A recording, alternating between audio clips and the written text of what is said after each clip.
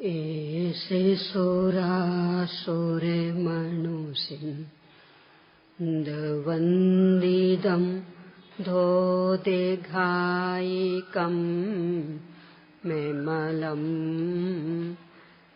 प्रणमामि पद्मानं तीर्थं धम्मस्य कर्तारम् शेषे पुण्यतीर्थैरे ससविसिद्धि विशुद्धि सद्भावे समिनीयनानिदंशन्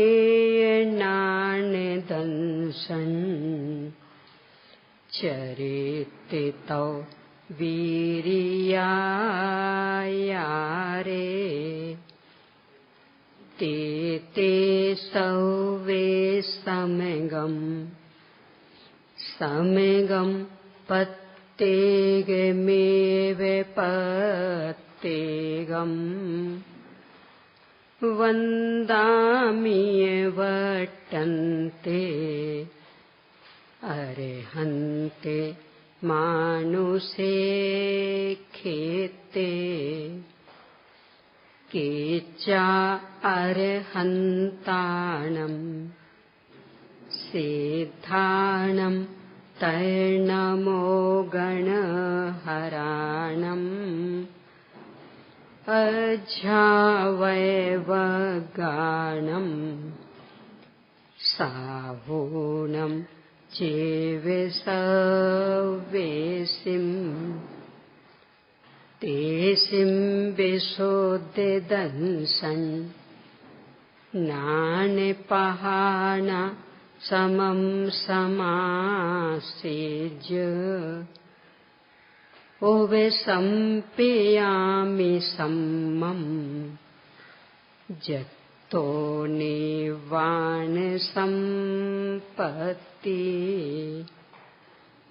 ॐ ह्रीं श्री अरहंत सिद्ध आचार्य उपाध्याय साधु पंच परमेष्ठिभ्यो नमो। अपना जीवन सुख शांति में बनाने हेतु सुखमय जीवन की कला सीखने के लिए संपूर्ण जिनागम के सार रूप में 5 बिंदुओं पर अपन ने चर्चा प्रारंभ की है। संयोगों की असारता, विभावों की विपरीतता, पर्यायों की पामरता, स्वभाव की सामर्थ्य और क्रमबद्ध पर्याय। इनमें से संयोगों की असारता और विभावों की विपरीतता पर समय सापेक्ष चर्चा के बाद में कल पर्यायों की पामरता पर अपनी चर्चा प्रारंभ हुई है। किसी भी द्रव्य की या उसके गुण की जितनी जो भी दशाएं हैं, हालतें हैं, क्षणिकताएं हैं, अवस्थाएं हैं, विनाशिक तत्व है, नश्वर तत्व है, कादाचित के तत्व है, आगंतुक भाव है, उस सब का एक नाम है पर्याय। यद्यपि अपने कर्तृत्व का अहंकार नष्ट करने हेतु उसकी सामर्थ्य का भी बोध आचार्यों ने जिनागम में बहुत दृढ़ता से कराया है कि प्रत्येक ही पर्याय अपने अपने जन्म क्षण में अपने स्वतंत्र षटकार की योग्यता से प्रकट होती है। उसे किसी अन्य द्रव्य की अपेक्षा तो है ही नहीं। स्वयं वह जिसकी है उस द्रव्य और उस गुण से भी उसे कोई लेना देना नहीं है। पर ये तो कर्तृत्व का अहंकार समाप्त करने के लिए एकत्व ममत्व भोक्तृत्व का भाव इससे भी कई गुना अधिक है। उसे नष्ट करने के लिए पर्याय की पामरता का बोध आवश्यक। पर्याय दीनहीन है, कमजोर है, आश्रयशील है, कुछ भी नया उत्पादन करने में समर्थ नहीं है। इसका नाम है उसकी पामरता। इस पर अपन ने चर्चा प्रारंभ की थी। यहां तक अपन आ चुके हैं कि कोई सी भी पर्याय हो, वास्तव में तो पर्याय मात्र परिणमन है। परिणमन में अच्छा बुरा क्या होता? परिणमन होता। पर अपन अपने राग देश के वशीभूत होकर कदाचित उन्हें अच्छा बुरा माने भी, तो कोई सी भी पर्याय हो, चाहे जो हमें अच्छी लगती हो और चाहे बुरी लगती हो, पर एक समय से अधिक उसका जीवन नहीं है। तो एक समय वाले जीवन रूप कैसे अपना स्वरूप माना जाए, उसे अपना कैसे कहें और उसे भोगने के फल में पाएंगे क्या? अनंत आकुलता के अलावा क्या मिलेगा? वो तो नष्ट हो जाएगी, तो मात्र अनंत आकुलता हाथ आएगी। ये निरंतर विचार रहे तो किसी भी पर्याय रूप स्वयं को मानने, उस पर्याय को अपना मानने और उसको भोगने का भाव समाप्त हो जाता है। परिणाम ये निकलता कि कोई सी भी पर्याय हो, जब हमें उससे लेना देना ही नहीं है, तो हर्ष विषाद के लिए कहां अवसर रहा? तो हर पर्याय सहज स्वीकृत होती जाती। वो उस लड़की का उदाहरण लिया था, बच्चे का उदाहरण लिया था कि क्यों कोई सुख दुख नहीं मनाया था अपन ने, कि हम तो पहले से जानते थे। तो मिलने में क्या सुख और खोने में क्या दुख, हर पर्याय के संदर्भ में अपनी सोच ऐसी हो जाएगी।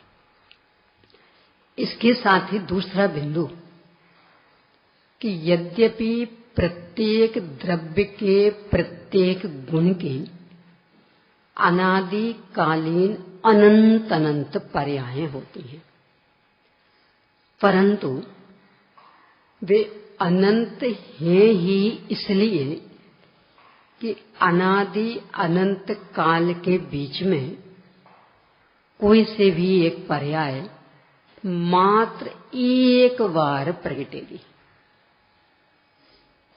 कभी भी पुनरावृत्ति नहीं होगी उसकी, वो दोहराई नहीं जाएगी, रिपीट नहीं होगी। तो जितना जो भी खेल बस एक समय का और मात्र एक बार का, यानी एक एक समय करके अनेक अनेक बार वो आता रहे तो भी समस्या हो सकती।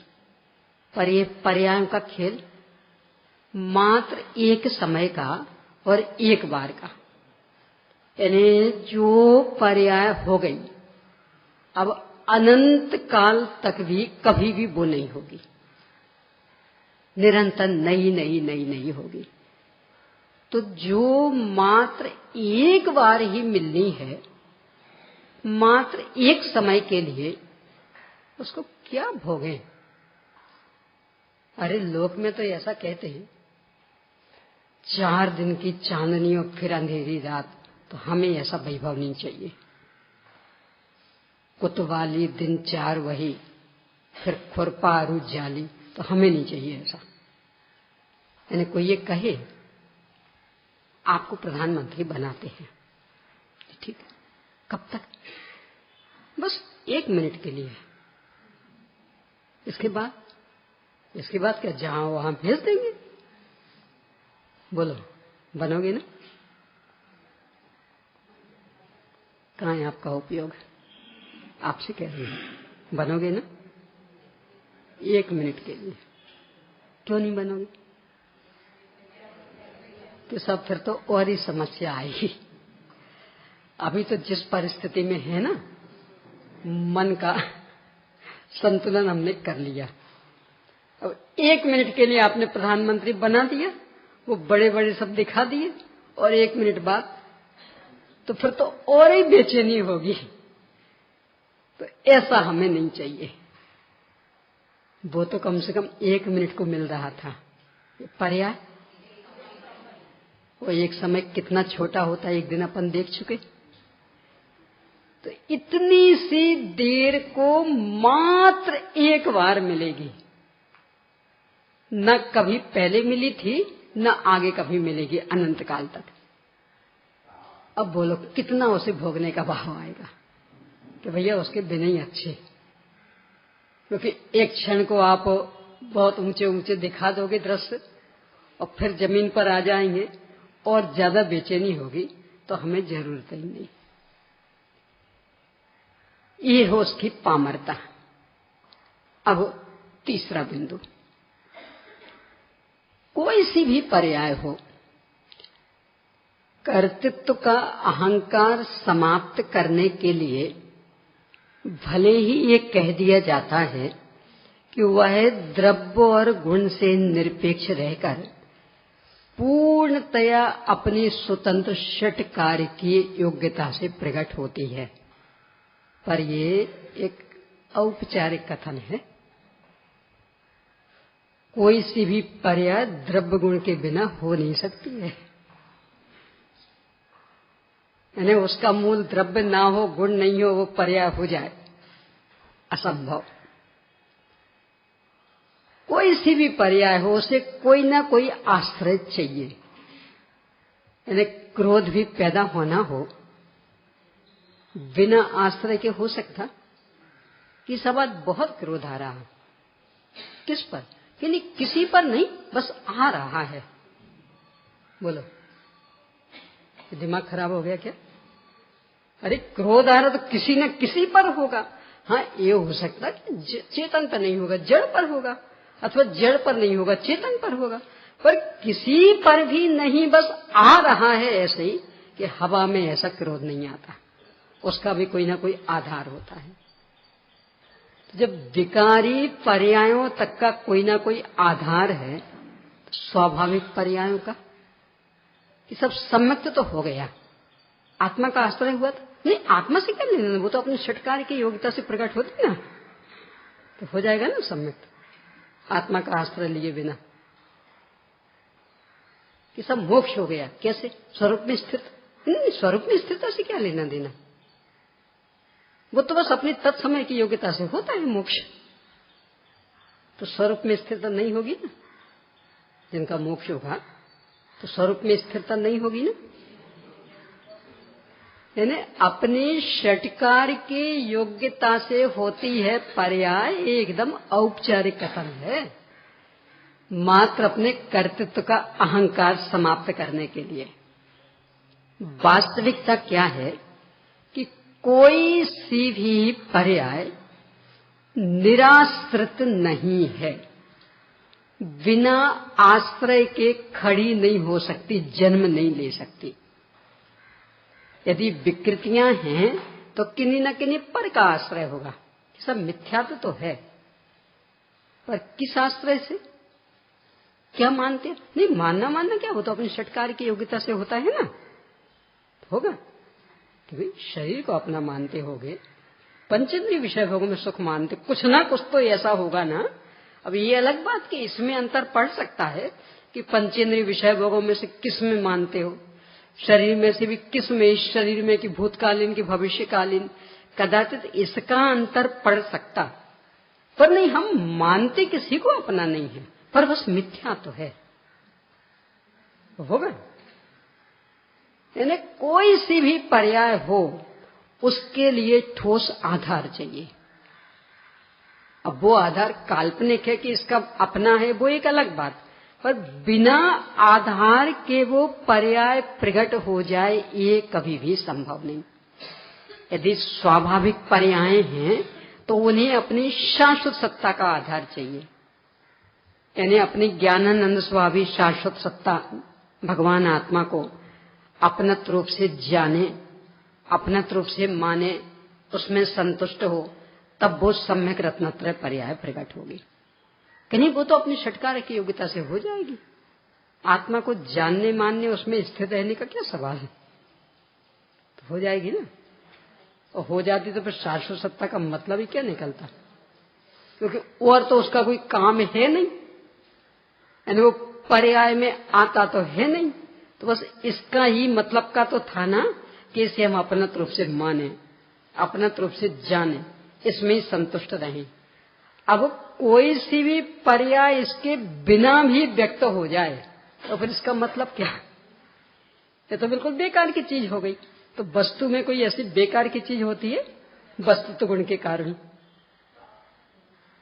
शाश्वत ध्रुव तत्व में वस्तुत्व गुण है कि नहीं, तो वो बेकार कैसे हो जाएगा?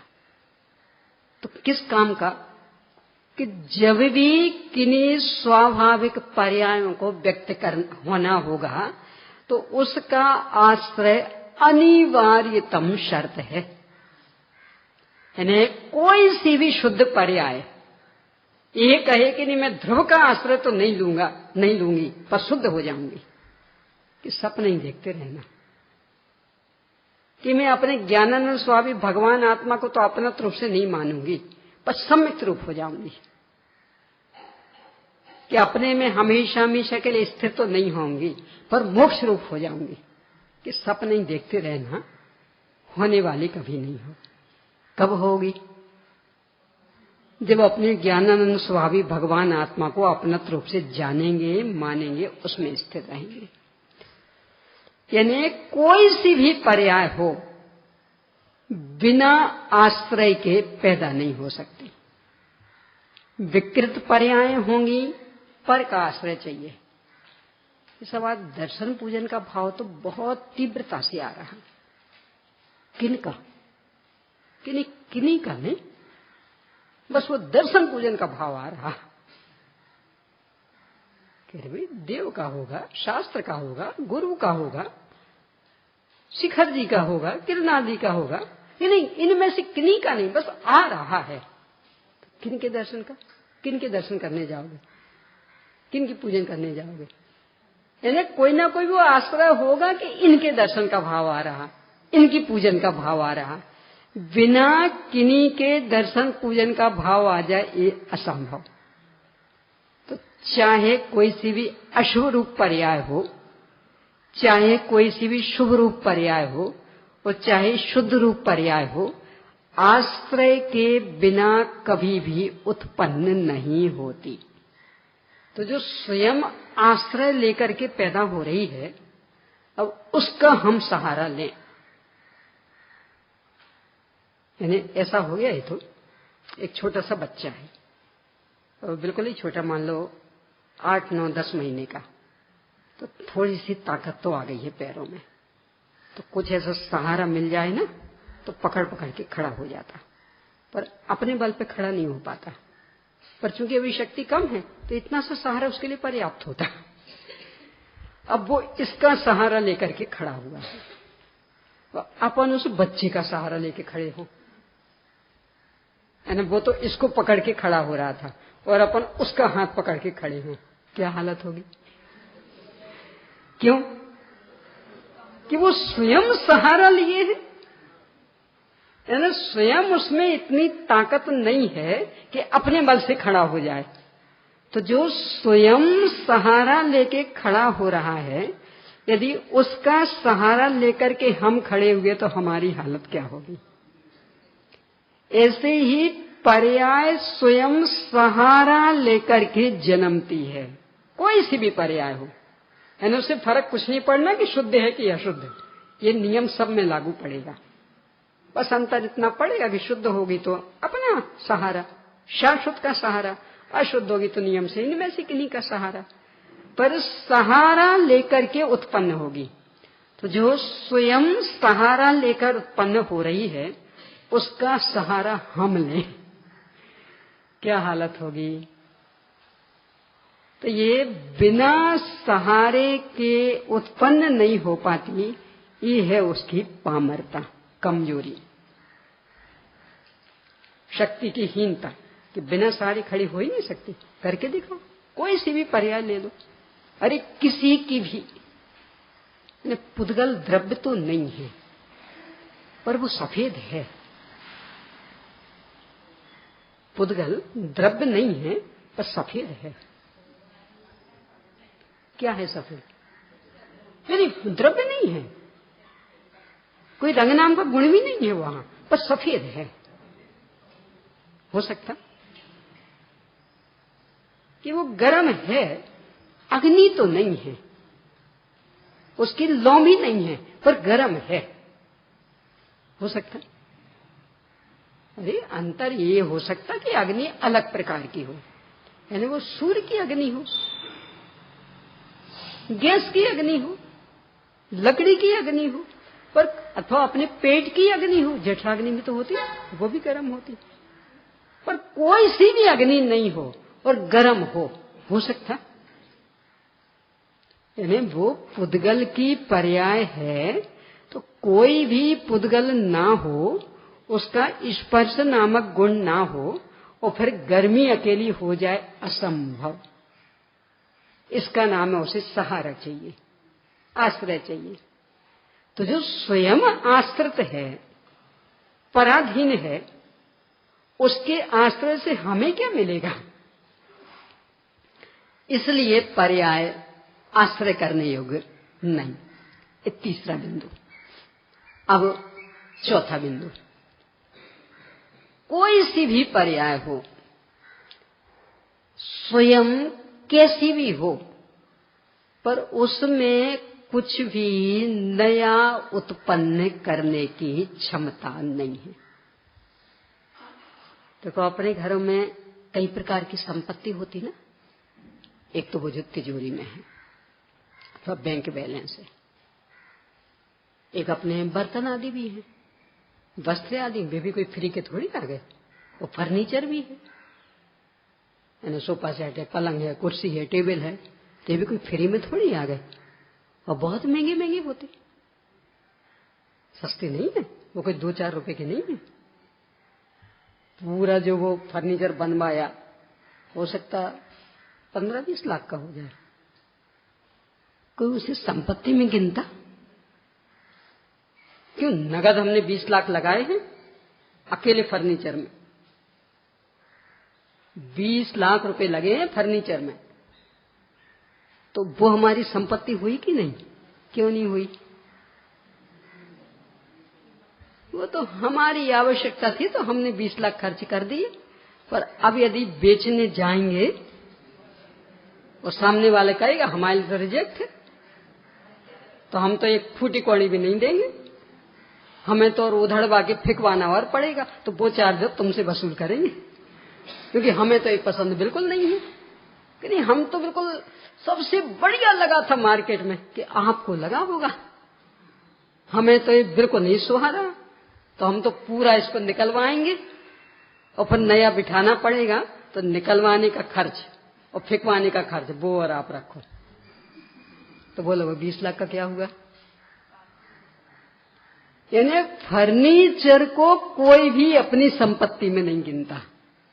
क्यों? उससे कोई नया उत्पादन होने वाला ही नहीं, वो तो गया, वो तो वेस्टेज है। जैसे वो भोजन कर लिया ना तो वेस्ट हो गया, अब तो वो गया सो गया, ऐसे वो फर्नीचर हो गया, बस लग गया सो लग गया, उसका कुछ उत्पादन होने वाला नहीं।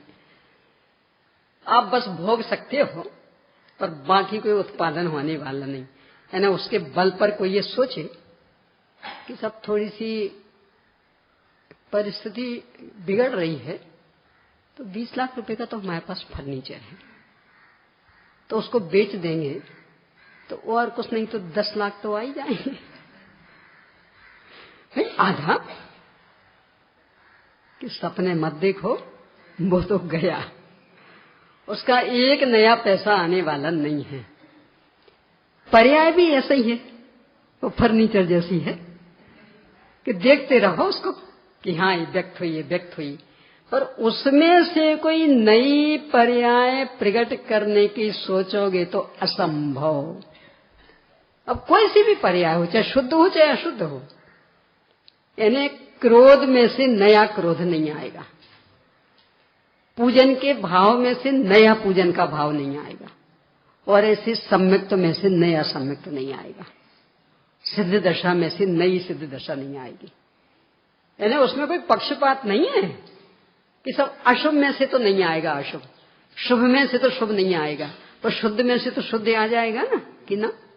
वो सब फर्नीचर जैसे तो वेस्ट हो गया, उत्पन्न हुई खत्म, अब उसमें से कुछ मिलने वाला नहीं। ये है पर्याय की पामरता। यानी कितने बढ़िया से बढ़िया पर्याय हो अथवा घटिया से घटिया भी हो, चाहे वो अव्यामात सुख शांति में पर्याय हो और चाहे अनंत आकुलता में पर्याय हो, उसमें से कोई दूसरी पर्याय प्रकट होने वाली नहीं।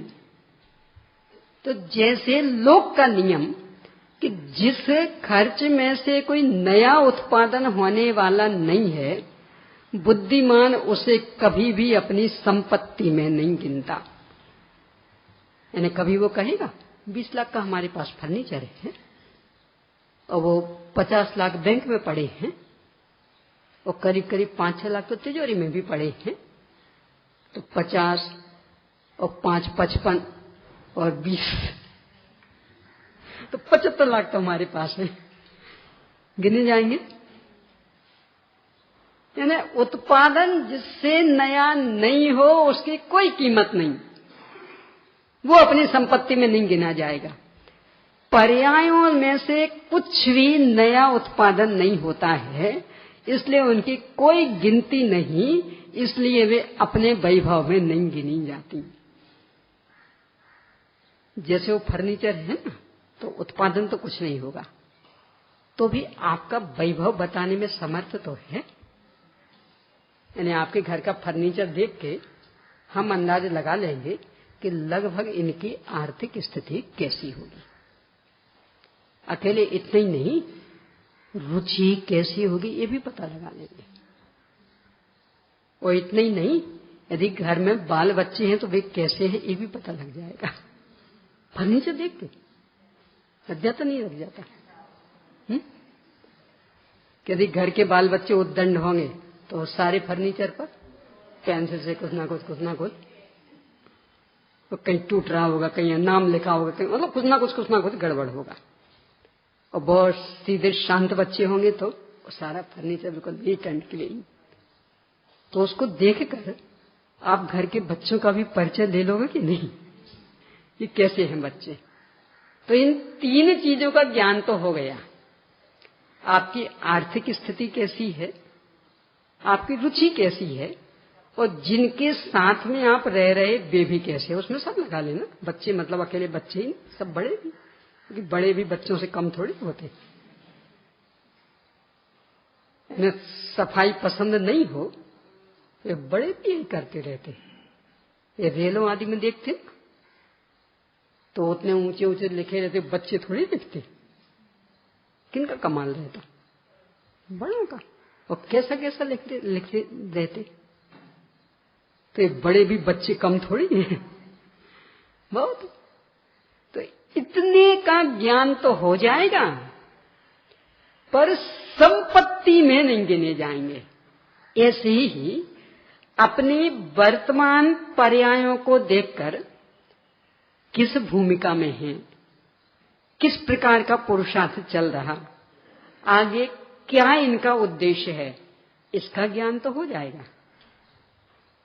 भूमिका किससे देख के पहचानोगे? पुरुषार्थ ध्रुव तत्व को, रुचि भी, वर्तमान पर्याय को, इनका भविष्य क्या होगा। यानी एक बच्चा शास्त्री पढ़ रहा, अपने मान लो जिनेश भैया जैसे, और उनकी उम्र के उनके दोस्त कोई डॉक्टरी पढ़ रहे हो।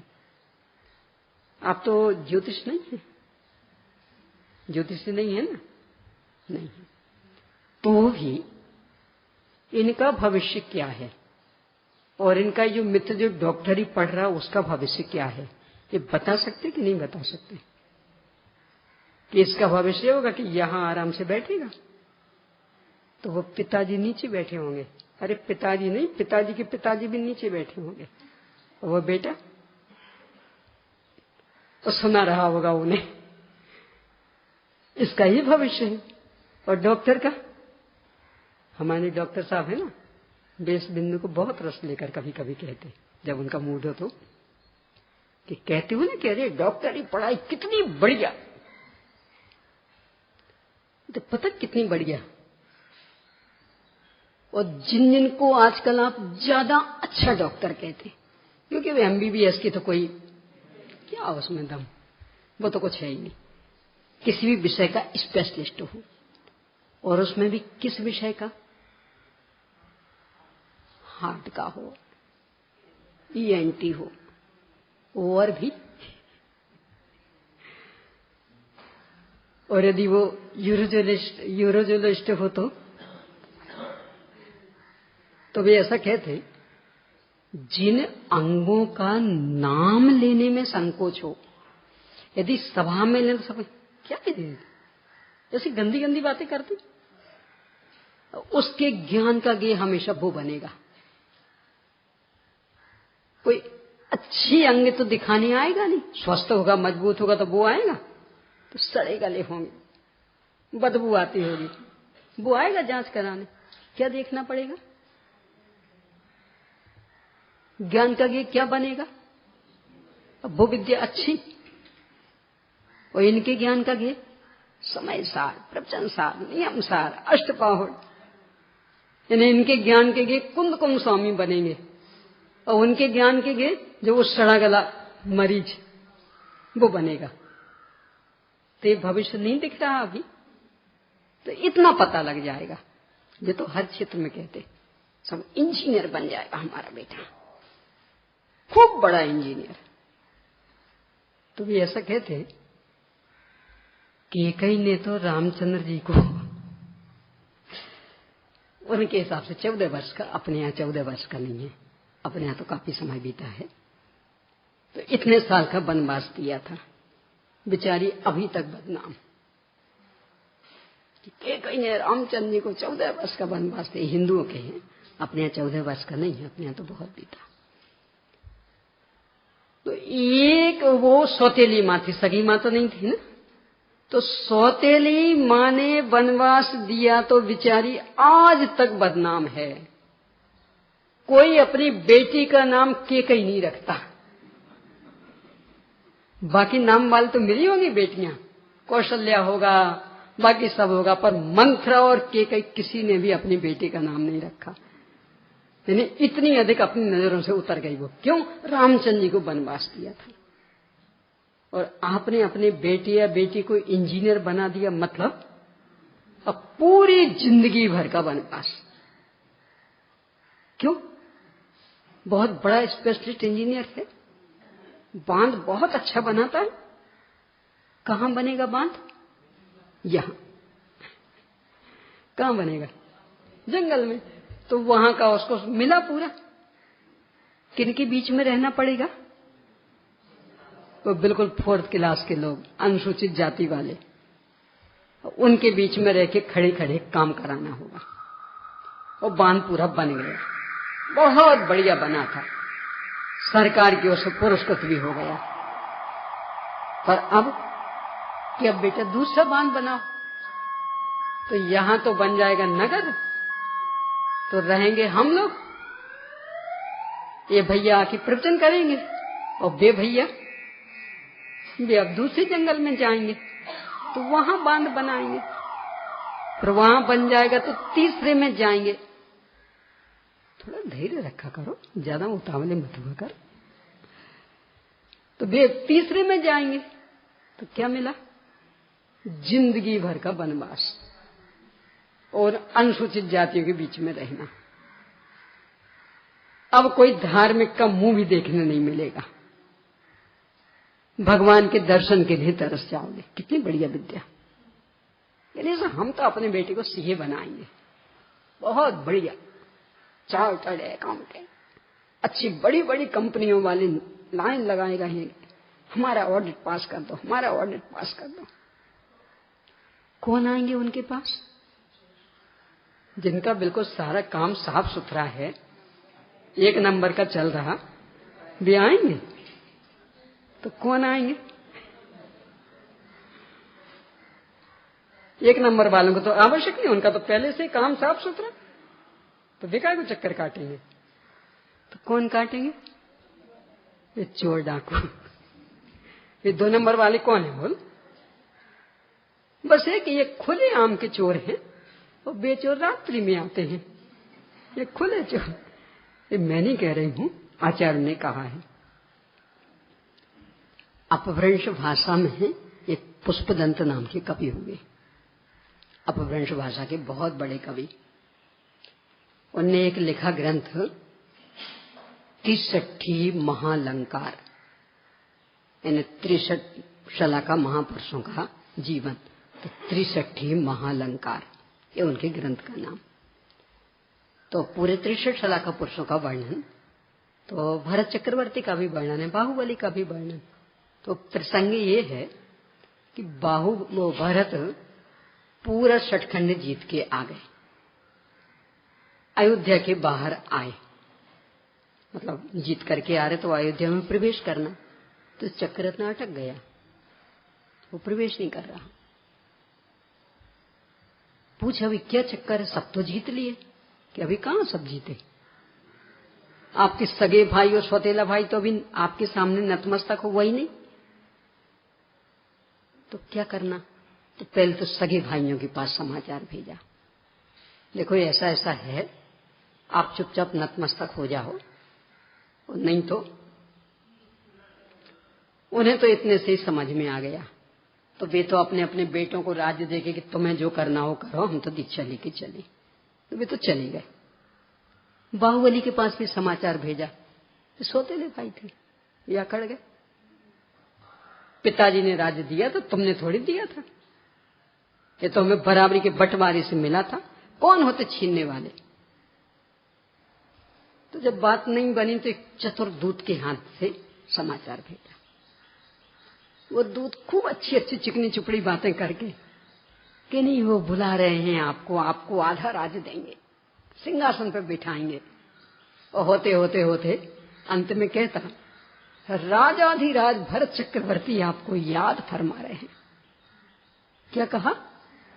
राजाधिराज? दूत तुम समझते हो राजाधिराज किसे कहते? कि हजूर हम क्या जाने, आप बताइए। तो वहां उस अपभ्रंश काव्य में लिखा, जो बलवंत चोर सो राणऊ। अपभ्रंश भाषा है कि राजाधिराज किसे कहते? बलवान चोर को। ने कमजोर चोर किसका नाम? कि जब अपन सो रहे हो तब वो आए, यदि जग जाए तो भाग जाए बेचारा, तो कमजोर है ना वो। और सोते रहे तो सारा माल साफ कर ले जाए, तो वो तो कमजोर चोर। और बलवान चोर सामने खड़े होके निकालो सर। दिन में भागने का तो सवाल ही नहीं, दिन में ही आएगा। और सामने खड़े होके अपने हाथ से निकालो और अपने हाथ से हमारे बैग में भरो और अपने हाथ से यहां से वहां तक ले चलो, गाड़ी में रखो। और करना पड़ता। कौन कहलाएगा वो? बलवान चोर। तो राजा क्या कहता? निकालो हमारे टैक्स और हर महीने भेजा करो नगर में, हमारे राज दरबार में, अन्यथा। तो कौन है वो? तो वे कहते राजाधिराज तुम कह रहे हो ना, राजाधिराज मतलब बलवान चोर, उसके चरणों में हम झुकेंगे। अब ये यहां ले ले कि कौन से उद्योगपति सीए के चक्कर काटेंगे? कौन काटेंगे? कि वो बलवान चोर खूब खूब 2 नंबर का 3 नंबर का होगा, अब उसको पचाना है, तो वो सलाह लेने के लिए काटेंगे चक्कर। तो कितना बढ़िया काम मिलेगा। हम बिल्कुल बेईमानी नहीं करते, बिल्कुल ईमानदारी से काम है हमारा। किनका करते क्या हो कि नहीं है तो चार्टर्ड अकाउंटेंट, तो कौन आते आपके पास? तो ईमानदारी का काम हुआ ना कि नहीं। हम नहीं करते, पर कर किनका रहे।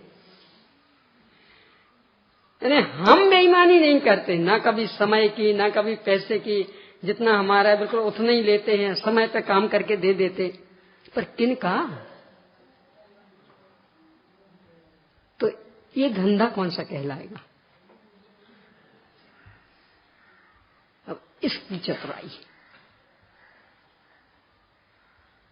यानी कोई सी भी पर्याय हों, उनमें से कोई नया उत्पादन होने वाला नहीं है। कितनी अच्छी से अच्छी हो सहारा ये मिलेगा उनको। क्या बढ़ेगा? पाप बढ़ेगा, अशुभ बढ़ेगा, कदाचित उल्टा हो जाए देवशास गुरु के प्रति भी, तो भी क्या बढ़ना। तो कैसे इसका आश्रय लिया जा सके, यानी उन पर्यायों के आधार से बस इतना सा होगा, जैसे वो अभी फर्नीचर आदि का बताया ना कि इतना तो होगा, आपकी आर्थिक स्थिति का ज्ञान हो जाएगा, लोग देख के खुश भी हो सकते, आपको बड़ा आदमी मान सकते, आपके घर का सब पता लग जाएगा, अरे सुघरण का भी पता लग जाएगा, क्योंकि महिला अच्छी हो, योग साफ सुथरी, तो मकान फर्नीचर भी वैसे ही दिखेगा। और नहीं हो तो, यानी आज सुबह टाइल्स बिठाए हो और वो महिला हो फूहड़, तो दोपहर तक आते आते वो टाइल्स, तो वो देख करके भी पता लग जाएगा कि घर की मालकिन कैसी है, सुघरण है कि बिल्कुल यानी कोई मतलब ही नहीं उसे, ऐसी है। तो इतना पता तो लग जाएगा, पर उससे नया कुछ उत्पादन नहीं होना है, वो तो बर्बाद। ऐसे ही वर्तमान पर्याय कौन सी चल रही, इससे वर्तमान में हमारी भूमिका क्या है, रुचि क्या है, भविष्य कैसा होगा, ये तो ज्ञान हो जाएगा, पर उसके सहारे से कोई नया उत्पादन चाहे कि असंभव। तो कैसे उसका सहारा लिया जाए? इसका नाम है पर्याय पामर है। यानी लोक में भी जिससे कोई नया उत्पादन नहीं होना, यानी खूब कीमती कपड़े हों, खूब कीमती, तो कोई ये सोचता इतनी संपत्ति तो हमारे पास है, सोचता कहाँ है संपत्ति, है ना, इतनी बैग भरे रखे ना, एक से एक बढ़िया कीमती साड़ियां, तब 10,000 की 15,000 की साड़ियां, है ना संपत्ति वाले। कि वो संपत्ति थोड़ी है, वो तो यूज्ड हो गई, बेस्ट वो तो ये पर्याय ऐसी ही कितनी बढ़िया से बढ़िया हो, सिद्ध दशा की भी हो, तो भी उसमें से नया उत्पादन होने वाला नहीं, ये उसकी पामरता। बस इसलिए वो सहारा लेने योग्य नहीं है। यानी सिद्ध भगवान भी अपनी सिद्ध दशा का सहारा क्यों नहीं ले रहे, कि वो तो बेस्ट हो गई, उससे नई सिद्ध दशा थोड़ी आनी। सम्यक्त्वी, अपने को सम्यक्त्वी क्यों नहीं मानते, जानते तो हैं क्योंकि भूमिका का ज्ञान तो है ना, तो वर्तमान में कौन सी पर्याय चल रही है जानते तो हैं, पर मानते क्या हैं। और यदि अपने को सम्यक्त्वी माने तो समय शाह जी का कलश, ते अतोद्यापि पापा सम्यक दृष्टि स्वयमय महम जातु बंधो न मेस्या दित्युत्तानोत्पुलक वदिना रागिणोप्याचरन्तु आलम्बन्ताम समिति परताम। फिर भी ते अतोद्यापि पापा, कि वे अभी भी पाप हैं, साक्षात चलते फिरते पाप। क्यों? यानी जो लोक में भी बर्बाद होने वाली चीज मानी जाती, तो लौकिक व्यक्ति इतनी बुद्धिमानी रखता कि उसे संपत्ति नहीं मानता, और ये अपनी बर्बाद होने वाली पर्यायों को संपत्ति मान रहा, तो इसलिए वो अभी भी पाप। यानी पज्जय मूढ़ा ही पर समया होता है, द्रव्य दृष्टि से सम्यक दृष्टि होता है। और सम्यक तो क्या है, तो अपने को सम्यक भी मानेंगे तो मिथ्या दृष्टि।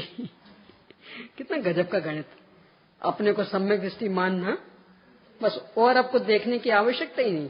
आप अपने को क्या मान रहे, तो हम अपने को सम्यक दृष्टि मानते, बस पर्याप्त है निर्णय करने के लिए कि आप कौन है।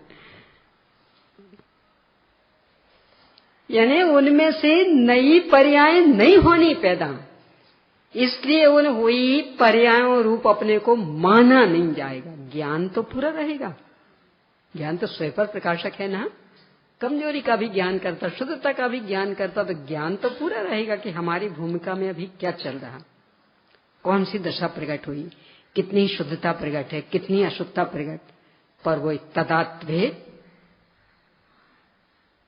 जाना हुआ प्रयोजनवान, उस समय में बस जाना हुआ प्रयोजनवान, बाकी माना हुआ कि माना हुआ तो मिथ्यात्व, और जाना हुआ प्रयोजनवान। क्योंकि जानकारी नहीं होगी तो फिर हमारा पुरुषार्थ और आगे बढ़ेगा कैसे, यानी हम कहाँ खड़े हैं ये ज्ञान नहीं होगा तो किस दिशा में पुरुषार्थ करेंगे। लोक में भी कितनी बीमारी मिटी, कितनी रह गई, ये विवेक नहीं होगा तो किस हिसाब से दवा दी जाएगी। जब पूरी की पूरी बीमारी थी ना, इन्हें 105 डिग्री बुखार, अब उस समय डॉक्टर ने कोई दवा दी, अब वो कहे अब जांचने की क्या आवश्यकता, तो दूसरे दिन गया मरीज तो फिर वो 105 डिग्री की दे दे, क्या होगा कि भी पहले देखो कितना बुखार रहा, सब 100 डिग्री, तो अब 100 के हिसाब से दवा दो, अब 105 वाली दोगे तो विवेक करना पड़ेगा कि नहीं, कितना रह गया। तो ये विवेक तो ज्ञानी को होता है, कितनी अशुद्धता रह गई, कितनी शुद्धता, पर ना उस रही हुई अशुद्धता को अपनी मानता और ना उस व्यक्त हुई शुद्धता को। क्यों? क्योंकि दोनों ही पर्याय हैं और पर्यायों में से नया उत्पादन नहीं होता, इसलिए वो हमारी संपत्ति नहीं है। ये पर्याय की पामरता। अब अगला बिंदु, इसकी मतलब प्रवचन सार की। एक तो ये 132वीं गाथा, इसकी टीका, वे कहते कादाचित के है, जैसे पहले अपन ने दूसरे शब्दों का प्रयोग किया था आगंतुक, इस गाथा की टीका में कादाचित, कादाचित ने का दीर्घ, दा दीर्घ, चामयी की मात्रा, आधा ता और कादाचित, मतलब कभी होती है और कभी नहीं होती। लोक में भी जो हमेशा नहीं रहता उसे अपना माना जा सकता।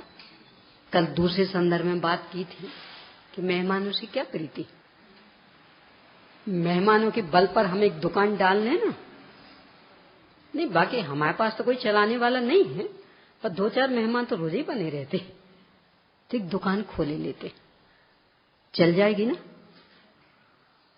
किन के बल पर? मेहमानों के बल पर, कि वो स्थायी रहते नहीं, स्थायी वे तो स्थायी नहीं है, पर आते जाते रहते हैं, कभी कोई कभी कोई कभी कोई, तो ऐसों के बल पे दुकान चलती कि स्थाइयों के बल पे चलती। पर्याय भी कादाचित, यानी पर्याय मात्र की दृष्टि से देखेंगे तब तो एक ना एक पर्याय नियम से होगी, पर किसी विशिष्ट पर्याय की ओर से देखेंगे तो कादाचित का, वो हमेशा रहने वाली नहीं, एक समय मात्र एक बार आएगी एक समय के लिए और बाकी गई तो हमेशा के लिए। तो चूंकि एक कादाचित के हैं, परंपरा की अपेक्षा से भी देखें तो कभी आती हैं कभी नहीं आती, परंपरा की अपेक्षा भी, यानी जैसे अनादि से विराधक विराधक विराधक विराधक चले आ रहे। अब बाद में साधक दशा प्रकट हुई तो साधक साधक साधक साधक, फिर साध दशा प्रकट हो गई तो साध साध साध। अब उस साध दशा में विराधक दशा, साधक दशा, यानी कदाचित परंपरा की ओर से भी देखें तो वो रहने वाली नहीं है, वो कादाचित के हैं। तो जो कादाचित के हैं उन्हें अपना मानने का परिणाम क्या निकलेगा? यानी साधक दशा को अपना मान ले, मैं चतुर्थ गुण स्थान वर्ती, मैं पंचम गुण स्थान वर्ती, मैं मुनिराज, क्या होगा? वो तो टिकेगी नहीं। तो फिर तो इसका मतलब अपनी सत्ता का नाश। तो चूंकि ये पर्याय कादाचित के हैं, इसलिए ये पामर है, टिकती नहीं है, इसलिए सहारा लेने योग्य नहीं है। 80वीं गाथा की टीका के आधार से लें तो वहां मूल गाथा तो इस तरह से है, गाथा भी बहुत गंभीर। मूल गाथा इस तरह से है, जो जानदि अरहंतम दौवत गुणत पर्जयते सो जानदि अपाणम मोहो खलु जादितस्य लयम। कि जो अरहंत भगवान को द्रव्य रूप से, गुण रूप से और पर्याय रूप से जानता है, वह आत्मा को जानता है। और जो आत्मा को जानता है उसका मोह नियम से नाश को प्राप्त होता। तो चूंकि गाथा में दब्बत, गुणत और पज्यत यानी द्रव्यपना, गुणपना और पर्यायपना, अकेला द्रव्य गुण पर्याय नहीं, द्रव्यपना, गुणपना और पर्यायपना, यानी कोई भी चीज द्रव्य जिस कारण कहलाती वो उसका द्रव्यपना, कोई भी चीज गुण जिस कारण कहलाती वो उसका गुणपना, और कोई भी चीज जिस कारण पर्याय कहलाती तो पर्यायपना। अपने को अभी चर्चा पर्याय पर करनी है। तो उन्होंने कहा है पर्याय पर्याय क्यों कहलाती, इसका पर्यायपना क्या है? न राग ये पर्याय, वीतरागता ये पर्याय, सम्यक ये पर्याय, सिद्ध दशा ये पर्याय, तो पर्याय क्यों कहलाती? तो उन्होंने पर्यायपने को स्पष्ट करने के लिए 3 विशेषण दिए। एक तो ये कि जो एक एक समय की काल मर्यादा वाला होती है वो पर्याय कहलाती, यानी पर्याय का पर्यायपना कि एक समय का जीवन। इस पर तो अपन चर्चा कर चुके कि सभी पर्याय एक समय की। अब दूसरा विशेषण कि जो परस्पर में अप्रवृत्त होती हैं, यानी एक दूसरे के साथ उनका कोई संबंध नहीं। यदि अभाव की भाषा में कहें तो आगे पीछे के साथ में प्राग भाव प्रध्वंसा भाव और समकाल के साथ में अतत भाव, यानी संबंध कोई नहीं। अप्रवृत्त यानी असंबद्ध, यानी परस्पर में कोई जिनका मेल जोल नहीं, संबंध नहीं। तो आगे पीछे को देखेंगे तो प्राग भाव प्रध्वंसा भाव, और समकाल को देखेंगे तो अतत भाव, यानी मिथ्यात्व सम्यक्त्व। मिथ्यात्व का अभाव होकर सम्यक्त्व प्रकट हुआ। मान लो औपशमिक सम्यक्त्व प्रकट हुआ। कौन सा अभाव? प्राग भाव। अब आगे, अभी इस जीव को छाया के सम्यक्त्व नहीं है, छाया उपशमिक सम्यक्त्व होने से कौन सा अभाव? क्योंकि छाया सम्यक्त्व बाद में होता है। तो इस तरह का जो संबंध ये है अप्रवृत्त। अब और अप्रवृत्त, अप्रवृत्त, असंबद्ध कह सकते, यानी एक दूसरे से कोई कनेक्शन नहीं, कोई कनेक्टेड नहीं परस्पर। तो ये अप यानी मूल जो आचार्य श्री के शब्द हैं वो अप्रवृत्त, अपन अपने समझने के लिए असंबद्ध, परस्पर में एक दूसरे से कोई लेना देना नहीं, पूर्ण स्वतंत्रता, इसका नाम अप्रवृत्त। और समकालीन पर्याय ने कि छाया के सम्यक्त तो हो जाने पर भी ये अविरति है। क्यों? अतत भाव, यानी छायिक सम्यक्त की पर्याय है और असंयम की पर्याय है, तो दोनों समकालीन और अतत भाव, इसलिए वो छायिक सम्यक्त रूप हो गई और ये असंयम रूप चल रही, तो अतत भाव। यानी चाहे पहले की पर्याय हो, चाहे बाद की पर्याय हो, और चाहे समकालीन पर्याय हो, इनमें परस्पर में कुछ भी संबंध नहीं है। इसका नाम परस्पर में अप्रवृत्त, यानी कोई सी भी दशा पर्याय क्यों कहलाती कि वो परस्पर में अप्रवृत्त है। यानी क्रोध ये पर्याय क्यों कहलाता, क्योंकि वो परस्पर में अप्रवृत्त है। वीतरागता ये पर्याय क्यों कहलाती कि वो परस्पर में अप्रवृत्त है। तो जिनका अपने जैसों के साथ भी कोई संबंध नहीं है, तो वे 60 ध्रुव के साथ संबंध रखेंगे।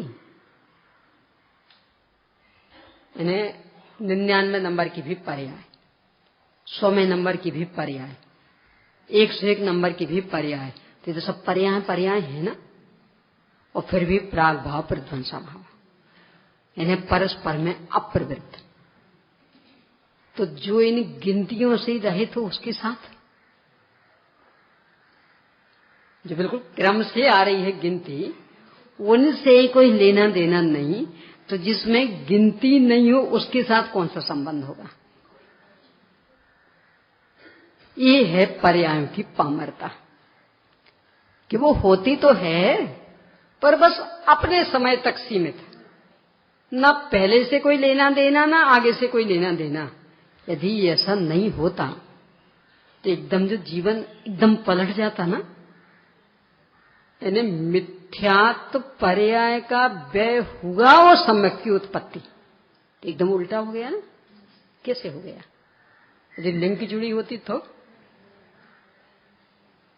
वो औदिक अज्ञान का व्यय हुआ वो सर्वज्ञता की प्राप्ति। वो औदिक अज्ञान में भी कितना वो शिवभूति मुंडाज जैसे भी, कि मारुस भी याद नहीं रह रहा था, और उस पर्याय का व्यय हुआ वो सारा लोकालोक ज्ञान में आ गया। तो कितना बदल गया। यानी कहा तो मारुस याद नहीं था, और अब कहा सारा लोकालोक बिल्कुल प्रत्यक्ष। ऐसा हो कैसे गया? कुछ लिंग तो होनी चाहिए ना, कि नहीं है ना, इसलिए तो वो पर्याय कहला रही। इसका नाम परस्पर अप्रवृत्त। श्रीनिक राजा का जीव नरक में, और फिर वहां से आके तीर्थंकर होने वाले, कुछ तो नार की पना दिखेगा ना। यानी बाकी जो देव से आते थे तो बहुत लोग शांत सौम्य, और तो नरक से आ रहे। कुत्ते की पूंछ 12 वर्ष तक भी पुंगी में पड़ी रहे तो भी जब निकलेगी तब टेढ़ी। ऐसे ही पर्याय कैसी भी क्यों ना हो, पर अगली पर्यायों पर उनका कुछ असर पड़ने वाला नहीं है। समकालीन पर्यायों पर भी कुछ असर पड़ने वाला नहीं। तो उसका सहारा लेके हम करें क्या? भाई ये सोच कि चलो अभी का सुधार लें तो आगे का सुधर जाएगा, सुधर जाएगा ना। और यदि सुधर जाता होता तो 11वें गुणस्थान तक पहुंचने के बाद तो फिर मिथ्यात्व में आनी नहीं चाहिए था। कौन पहुंचते 11वें में? विराट न करने वाले। तो फिर कैसे आ गए? संस्कार तो किसका था? आदि पुराण में लिया ऐसा आपने राजकुमार ऋषभदेव के संदर्भ में, बहुत बैरागी वृत्ति की। अब इकलौते बेटे तो आखिर बोले भी किससे? कोई बड़े बूढ़ों के बीच में बैठ के थोड़ी गपशप की जाती।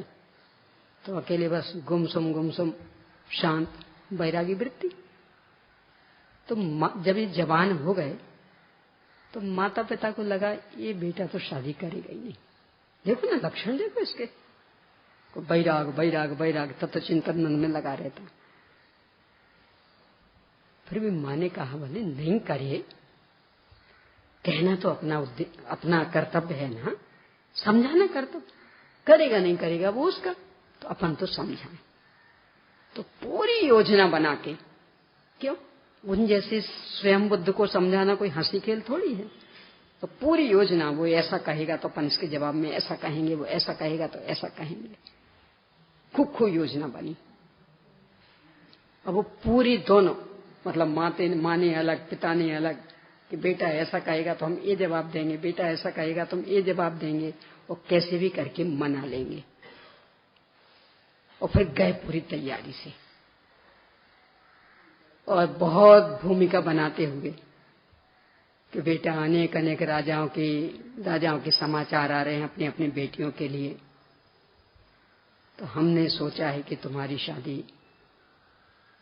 कर दें, आपकी इच्छा। इन्हें 1 सेकंड में स्वीकृति, और उठ के चले गए। अब माता पिता आश्चर्यचकित, ये क्या हुआ? हम तो सोच रहे थे शादी नहीं कराएगा, तो न जाने कितना कितना समझाना पड़ेगा, और फिर भी हमारे हाथ में असफलता लगेगी।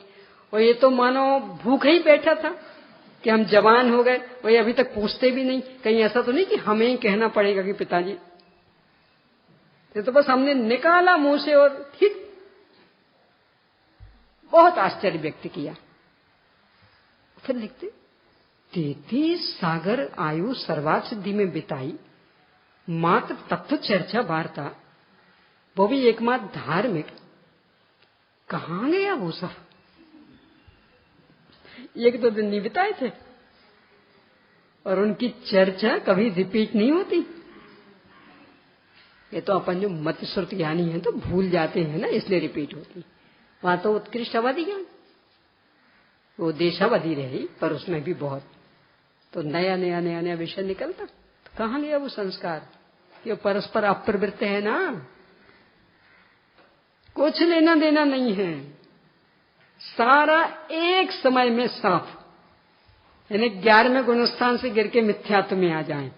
वह सर्वार्थ सिद्धि में इतना ऊंचा जीवन, और यहां आके 2-2 शादियां कराई, 103 बच्चे पैदा हो गए।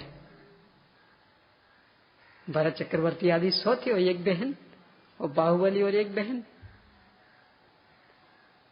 तो 101 एक थे, और 2 एक थे।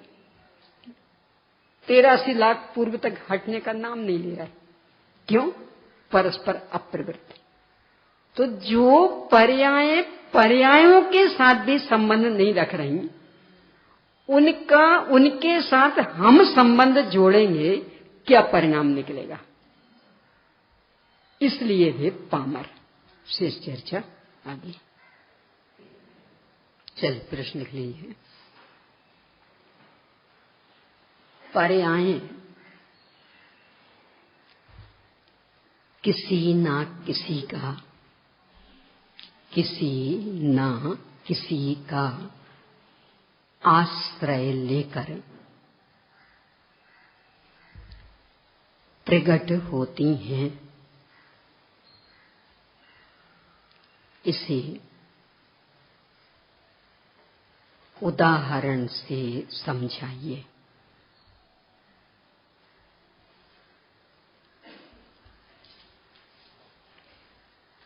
अगला, पर्याय कुछ नया उत्पादन नहीं करती होने से पामर है, इसका भाव स्पष्ट कीजिए। अगला, पर्यायों की परस्पर अप्रवृत्तता समझाइए। बस।